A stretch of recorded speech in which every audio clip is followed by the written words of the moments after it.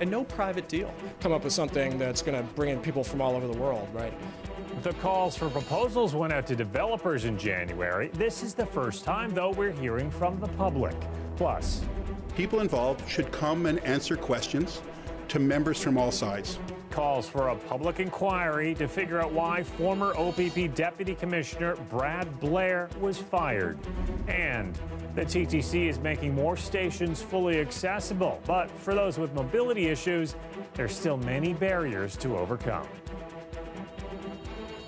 Good evening, I'm Mike Wise. The province is currently looking at what to do with Ontario Place, but before it makes any decision, some city councillors say Torontonians should have a say on what could be done with the 40 hectares of public land.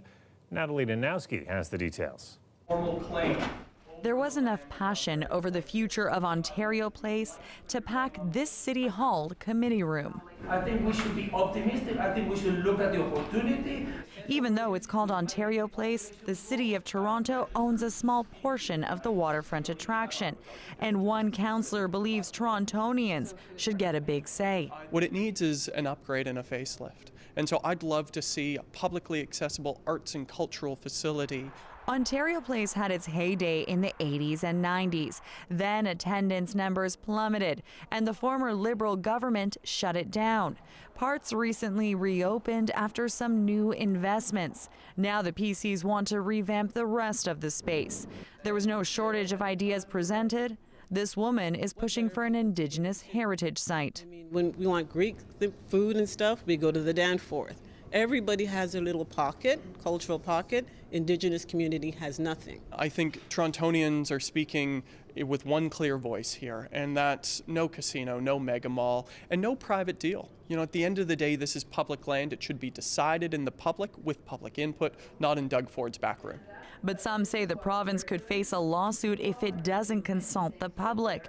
That's the situation Chicago is in after the city tried to give a portion of its public waterfront to the Obama Foundation. It's kind of like if you're the trustee of like a kid's trust and you decide to gamble it away, you'd be liable, right? So, you know, the analogy is the same way. There are certain parts of Ontario Place the province says it isn't going to touch. That's Budweiser Stage and Trillium Park. As for the Cinesphere and the pods, no word on what's going to happen to those just yet. Natalie Danowski, CBC News, Toronto. One day after he was abruptly fired, we are hearing from former Deputy OPP Commissioner Brad Blair. He released a statement once again challenging the government on its appointment of Ron Taverner, a personal friend of the Premier, to lead the OPP. Blair himself was also a candidate for that job, and as Lisa Shing tells us, this all comes as the opposition continues to push the government for more answers. Agreed? I heard some no's. The PC-controlled legislature voted down an NDP motion calling for a public inquiry into the controversy as the opposition raised more questions about political interference following yesterday's firing of OPP Deputy Commissioner Brad Blair. Why did the Premier have him fired? Will the government call a public inquiry today to clear the air? Why should anyone believe that this is anything but the Premier trying to settle the score? Today, we're getting more details from Blair. He released a statement this afternoon saying he brought the issues of real and/or perceived political interference to the provincial ombudsman because the cost of a compromised OPP is too great a price to pay.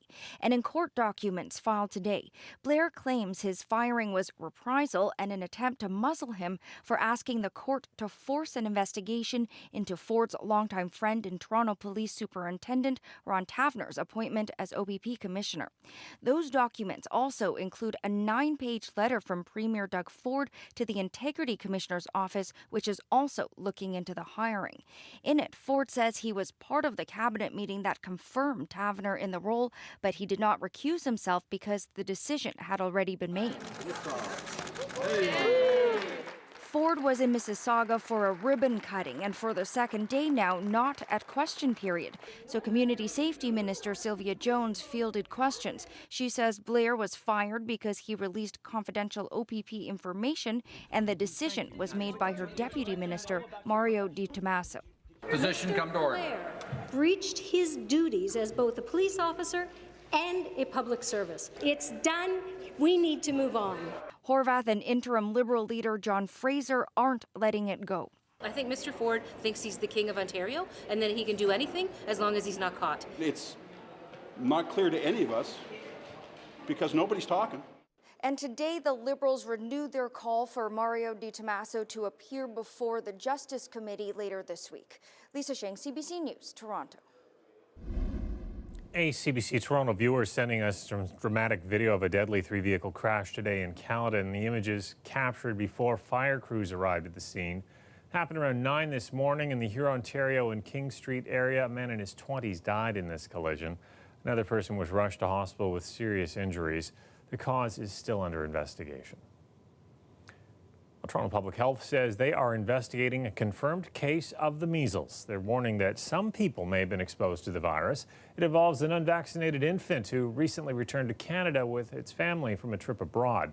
Public Health says people who were at the following 2 areas may have been exposed: the Huntingdale Medical Center on Pharmacy on February 26th or 28th, or the Scarborough Health Network's Emergency Department on Birchmount on February 28th.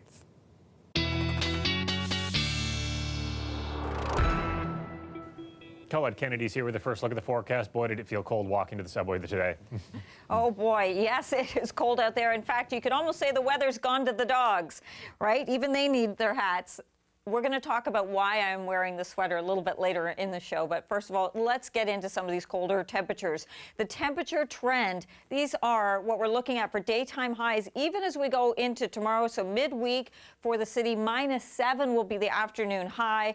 And as we're trying to progress and trying to get to some warmer air, we do a little better on Thursday. We come up to -4. Again, that's the warm up.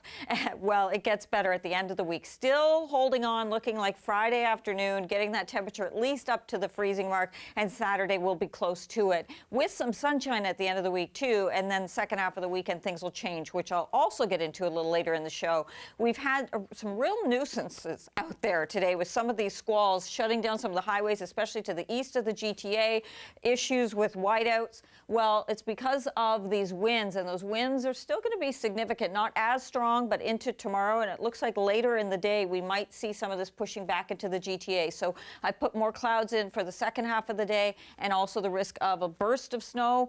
It should be fairly light, but still we might see that, reducing visibility or some flurries in there at least. -14 tonight, feeling like -24, and tomorrow, even with that -7, and by the way, there should be sunshine early in the day, it's going to feel like -15. So really trying to get to that Friday warm-up. Not that it's that big a warm-up, Mike. All right, thanks a lot, Colette. No problem. Guards at a Toronto jail were back at work today, ordered there after walking off the job yesterday, all part of a protest over working conditions. But now correctional officers from across the province are offering support and calling on the minister responsible to spend a day in their shoes. Farah Morali has the story. We're here suffering, we're here getting pounded and beat. It was a rare sight outside of Canada's second largest jail. Hundreds of officers outside protesting what they're calling unsafe conditions inside. There were 2 officers in particular who got attacked by a group of inmates. They walked off the job, calling for safe staffing and better training. This is what it looks like outside the Toronto South Detention Centre today, a whole lot quieter. That's because the Ministry of Labour forced those officers back to work while it investigates just what happened here this weekend. A key piece of evidence it's still waiting for, video from inside the jail that might have captured the alleged assault. It's not the first reported incident of its kind between staff and inmates at Toronto South.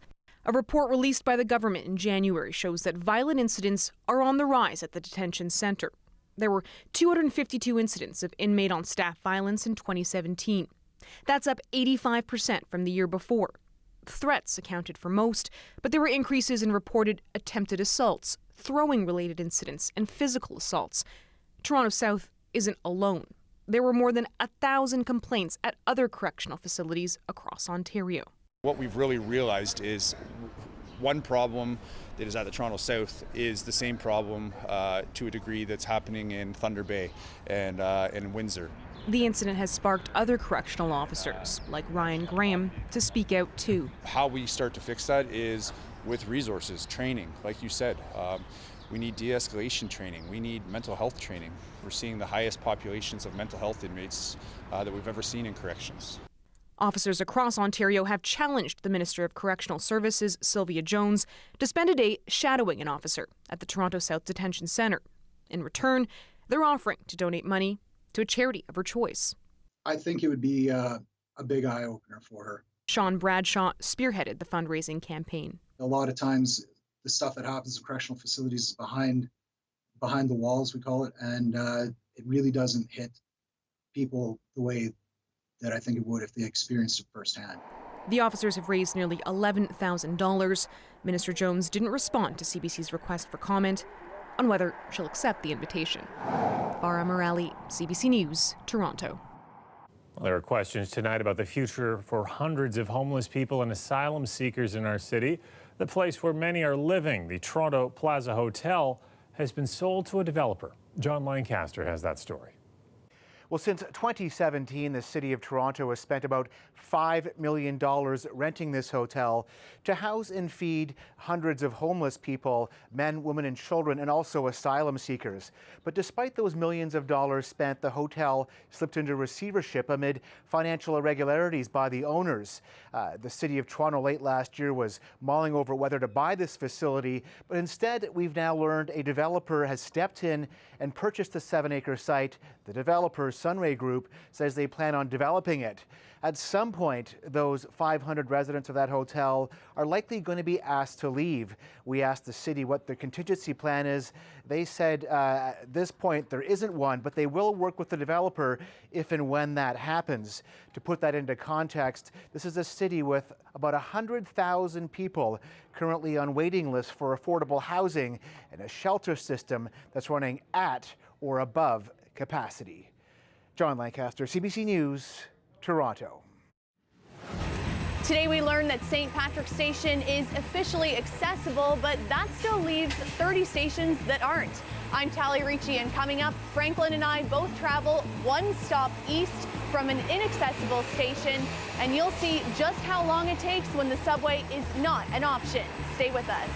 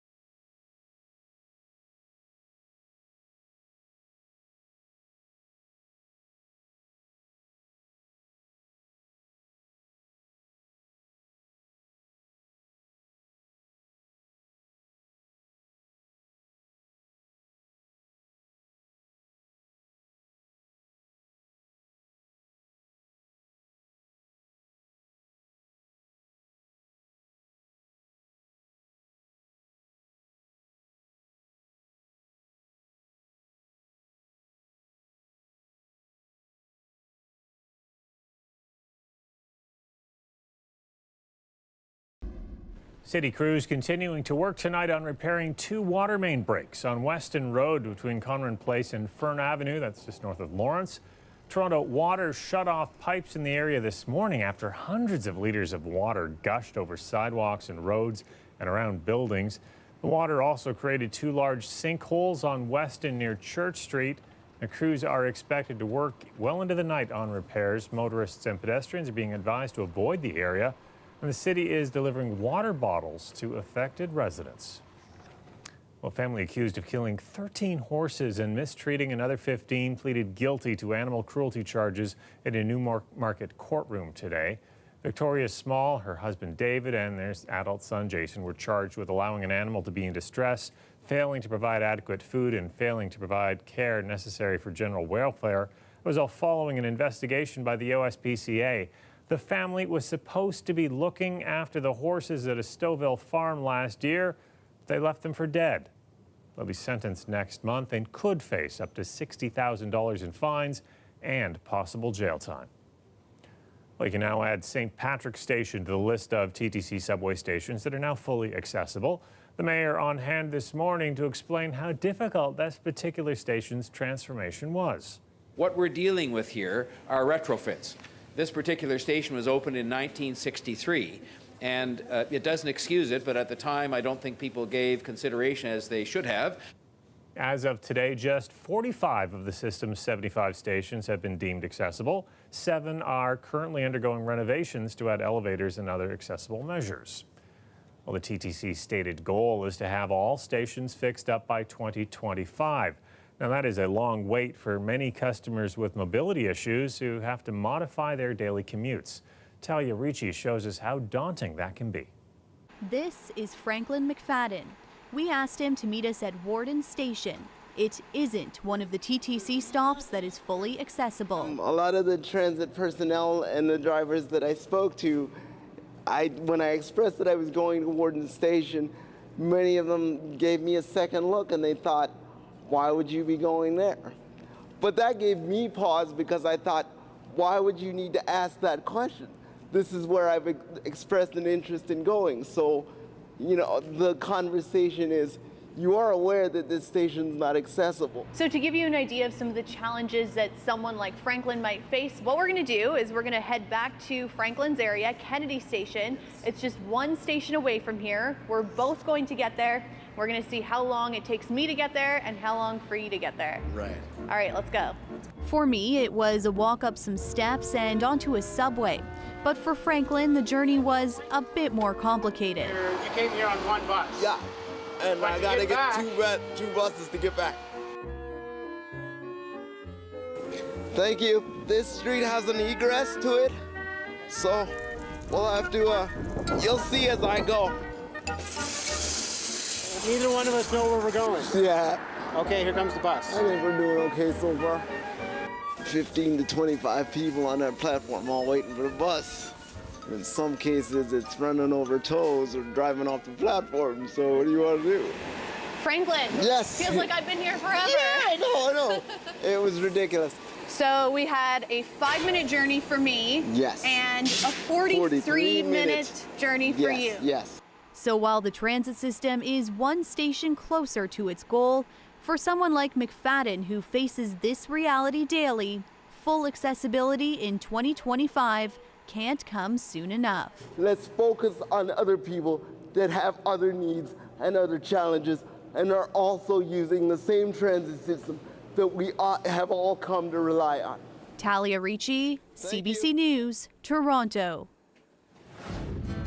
Well, some of my colleagues were a bit more relaxed at work today after some therapy dogs paid a visit to the CBC. Colette is back to explain and tell us about the weather forecast when we come back.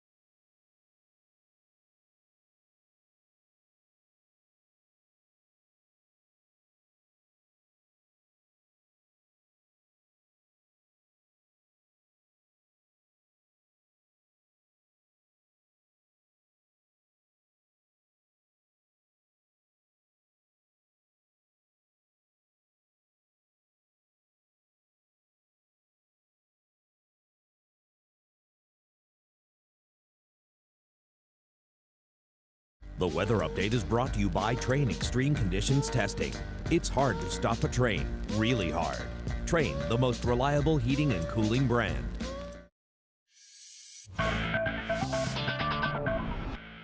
The Raptors not off to a great start against Houston tonight, down 32-21 early in the second. It's not until the end of the quarter they bounce back, going on an 8-point run. Pascal Siakam spotting Danny Green here. Nice three-pointer there.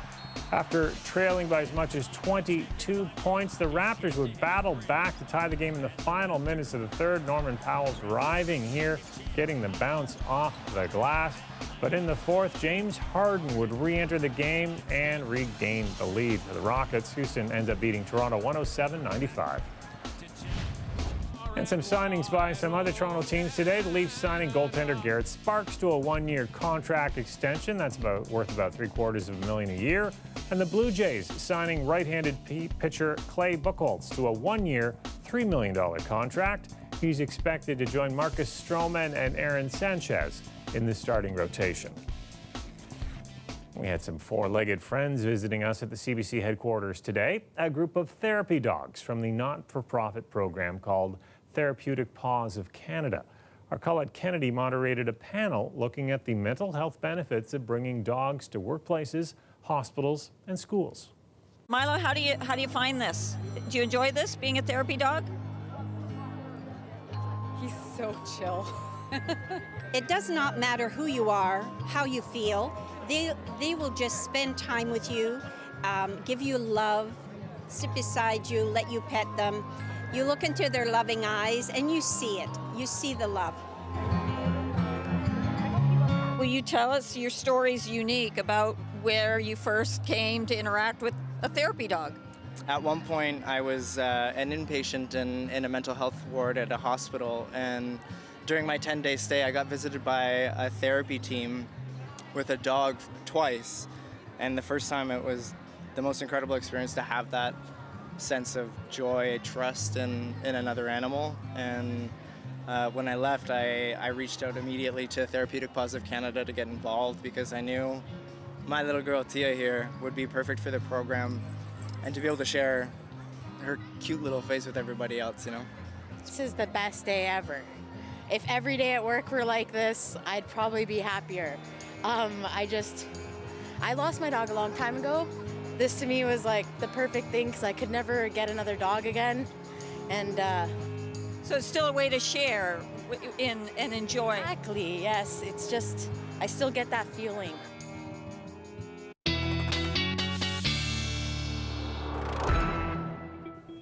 Colette joins us again with the forecast. So that's how you stayed warm on this cold day, hanging around with some therapy dogs this afternoon. Yeah, that's exactly right. Just a great day here at the CBC. So nice to spend some time with some of our furry friends there. All right, a look at what's average. I'm not sure why we're looking at it because there's nothing average about our weather these days in terms of our temperatures are not seasonal. We should be almost at 2 degrees and our low should be at -7. Instead, that's going to be tomorrow's high. So we are into this Arctic air mass, that cold front that's gone through, just reinforcing things. We will it's going to be a situation of baby steps. We will very slowly be warming up. So we've had the extreme cold weather alert as we've been seeing with some of the colder temperatures. Also some of these squalls coming off the lakes, picking up a little moisture here with those westerly winds. Wednesday, tomorrow afternoon, I think we'll see some cloud cover and also some flurries possible, or a few little bursts of snow coming towards the city. But by Thursday, we're into that sunshine. Overnight tonight, it's going to feel like -21, our wind chill for southwestern Ontario. Even some scattered flurries still into tomorrow. -5 for the afternoon high in Windsor. And throughout the GTA, we are looking at -14, -16 in Markham, -13 in St. Catharines, feeling close to -25. So really in those morning hours, when if you're getting out there early, 6, 7 a.m., you still kind of have a wind chill that extreme.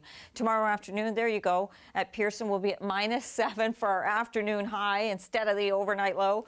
And look at the temperatures. They're just gradually going to come up. So finally on Thursday, a little bit milder here, a better chance at securing that sunshine as we go into Thursday. Also into Friday as well. We've got some sunshine looking good with that temperature there. It's going to be a really nice day to end the week, the work week. Saturday looks good too, but I'm actually seeing this next system. It's still a few days off, but the timing, it looks like it may be Saturday night that's going to be moving in, affecting us into Sunday. But with temperature up up around 5 degrees. It may start as a mix through the overnight hours and then changing into what would be more of a rain situation for us later in the day on Sunday. So we get the milder temperatures, but we have to put up with the precipitation too, Mike. But at least it's warming up. Okay. Yes, finally. All right. Thanks, Colette. Yeah, you're welcome.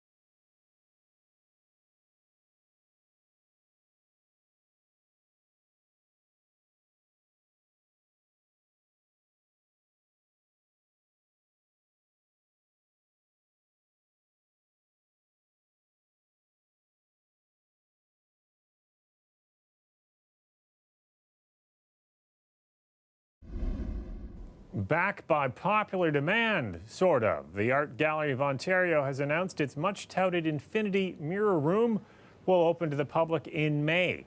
The gallery purchased the $2 million art installation with the help of a crowdfunding campaign. That campaign followed the hugely popular Infinity Mirrors exhibit last spring. Well, the new room, just one exhibit, will feature mirrored orbs suspended from the ceiling and arranged on the floor. Up to 4 people can enter at a time and spend up to 1 minute inside. Now, to get the full experience, you will want to go in with someone who isn't there trying to shoot a selfie. I found that kind of ruined it for everybody else in the room at the time. That's our show for tonight. I'm on assignment tomorrow, so Talia Ricci will have you covered here at 11 o'clock. We want to leave you now with more pictures of those therapy dogs that visited us today here at the CBC. Have a great night. I'll see you again on Thursday.